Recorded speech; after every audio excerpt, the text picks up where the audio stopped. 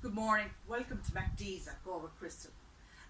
I'm Mary, the horticulturalist here at MacD's, and this is Rory, the horticulturalist at MacD's in Lochway, Fair Green. So we're going to take some of your questions today that have been coming in through our website. You have plenty of questions coming in, and we're going to answer a few of them today here, both myself and Mary. One here coming in from Elaine Sheridan. What plants require very low maintenance in the garden? So, Mary, what do you think? Grass. Elaine is after low maintenance plants. Grass. Yeah, But definitely. there's plenty of low maintenance plants, long flowering. Yeah, of course. Salvias, 7 months of flowering. Yeah. Cut them back. Just make sure their feet are not in the water. Exactly. Yeah. A bit of grit when you're planting them. And we have some of the very plants here in front of us. This one here, Angel's Wings, of course, is a beautiful plant. Absolutely. Very popular at the Touch moment. me, feel me. Yeah, very tactile, very silver in appearance. Nice glaucous leaves, gets quite big. It's a vigorous plant, very drought tolerant, and Actually, a recent introduction. Related to ragwort. Yeah, it would be. Yeah, that's true. The farmer's bane. This is a very popular plant right now, available for sale here in MacD's. We go into some succulents. Succulents, as you know, Echeveria, really Lovely nice plant. colour, easy maintenance. Very low maintenance, perfect for container gardens. Yeah, as is. Yes, Louisia. Louisia is a beautiful plant, scented, very nicely scented. Very low maintenance. Very again, low maintenance. Suitable for containers. Beautiful. And again, available here in MacD's. We've got a special on them at the moment. Yeah. 3 for a tenner. There you go. 3 for a tenner. You can't go wrong, lads. 3 for a tenner. Okay, so more low maintenance plants. A lot of your herbaceous perennials are very low maintenance. They are, yeah. Really only requiring very minimal maintenance at all. This time of the year. Yeah. Winter cut back. Exactly. And mulch. Yeah, 100%. Astilbes, great plants for shade, dry shade, spreading slowly over the years or quickly in some cases, easily divided, very low maintenance plant, robust. Beloved of cut flower enthusiasts. Exactly. Yeah. You know, we're trying to cover all bases here. So, something to extend the season for flower. Again, very low maintenance, quite easy to propagate from cuttings as well, either leaf or stem. Sedums. Is that Autumn Joy? This one is Autumn Joy. Yeah. So, beautiful. meaning flowering in autumn, obviously, lovely pink to red flowers. That, if it's getting too big, you can give that the Chelsea chop. Yeah, of course, You know, so first week of June. Just to explain, Chelsea chop. Just after the week after Chelsea, the June bank holiday, if it's getting a bit floppy, just cut it back half by half, and it gives you a better bushier plant in the autumn. It also, Chelsea chop, when you apply it to most perennials, actually extends or staggers the flowering period. Exactly. So it moves out your length of flowering throughout the season. Says, if I have an apita, I'd give the back part of it a Chelsea chop. Exactly. Yeah. And when the front is gone over, you can tidy it up, and the back part will come into its own. Perfect. Yeah. You know? So we've got our second question here. Was on dahlias. You're the expert. I love them. And who's the read out the question there. Question from?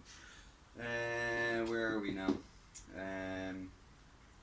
Dahlias. I can't actually see that question there.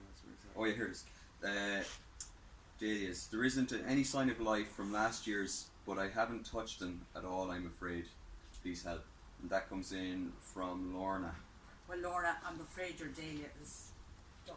Yeah, it's had it, Right, probably, it's had it. most likely. Why? Well, we didn't have very much frost. No, but normally I always take up my dahlias. and that's what you should do. It gets touched with the frost, okay, and the leaves start to go. Put it back to the ground, take it up, turn it upside down, tidy it up, cut off or get rid of most of the soil and dry it and keep it under cover for the winter. Now, you know, during the second bad frost I lost my dahlias in the garage. Yeah. Oh really? I did, so I had to start again. But we have some fabulous dahlias here at MacD's.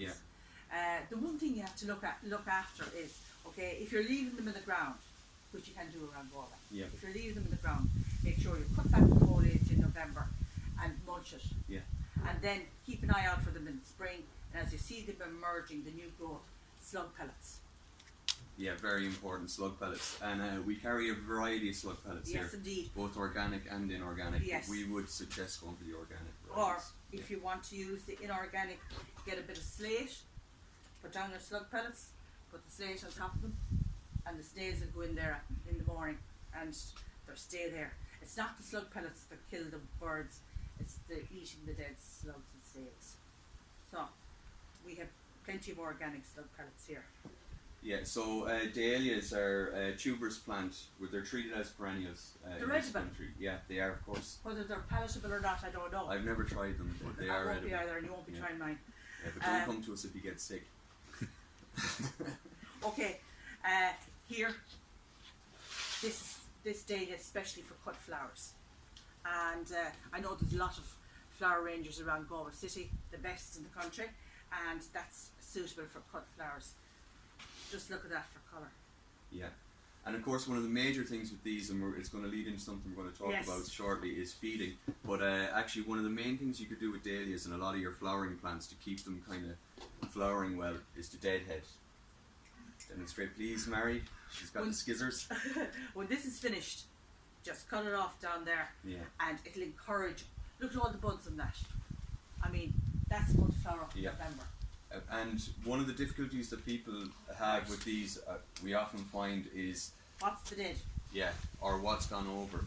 So you can see this is a bud that's yet to flower. It's kind It's of flat. dish-like, flattened, and then ones that have gone over and flowered actually are kind of more pointed, Yes. bullet-shaped.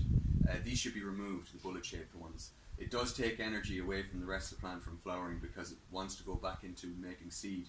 So remove these just to encourage the plant to keep flowering for the summer. They will flower to the first frost, of course, and like Mary said, once the frost hits them, they should be dug up or mulched well after being cut back to the ground. Now, I'm a lover of these dark foliage ones. Yeah, they're beautiful. I think they're fabulous. I have a big collection of fascination. Now, this one is unnamed. I'm watching it every morning. I come in, see if there are any of them out, see what colour it is. So it's absolutely beautiful. We're getting close. We're getting very close. We're getting very close. So the week just will soon be over. just in relation to the flowering and maybe to keep them perpetually flowering, one of the major things we need to do with a lot of our flowering plants, in particular annuals, hanging baskets, container plants, of which most are annual at this time of the year, you need to remember three things, lads: feeding, deadheading, and watering. If you don't, And I'd put watering first. yes, and if you're missing out on any of Once a them, week. they won't thrive like they should. So one of the questions we often get asked about is what are the best feeds to use? And we have a variety of liquid feeds here, both ready-made and soluble. And to be fair, lads, there's not an awful lot of difference really when it comes to this. There's two types of feed we're going to go through here. These are liquid feeds. They tend to be very quick release and ready for the plant to take up very quickly. So they're ideal for the likes of a lot of your annual plants, hanging baskets, etc. They can be used as, in some cases, foliar feeds for trees and shrubs and things like that, and give it a perk. But if you're looking for more long-term, slow-released fertilizers, you're really only dealing with two feeds a year, which is in the spring and autumn. So we have a couple of bags of fertilizers here. This one here is one I'm going to chat about very quickly.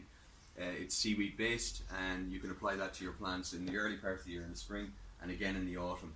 If you find your plants Top are feed. Top dress. and no more than what you can fit in your fist comfortably. Can I go back to the good old tomato? Go ahead. Okay. Just, it's important that it says 1 cup per water can. People think that if they put on 2 cups, they'll be twice as good. Yeah. If you put on 2 cups, it won't work. Yeah. Well, they might be twice as good for a short period, but they'll be very lush and attract all the wrong kind of things. Yeah. And, yeah. You know, that's what I find with people in tomato. Exactly. It's not like Nigella portions. A little bit more doesn't. As much as we like Nigella. Oh, she's great. Like, brilliant at food. Just maybe stay away from the flower zone, Nigella. Yeah. So, that's little and often. Did you want to say something about this one? The 6X. I do. It's one of the best ones we do, I think. It is, yeah. One of the best ones we do. So if you're planting a new bed, the important thing is get your ground right. Exactly. You know, make sure your blank slate is a blank slate.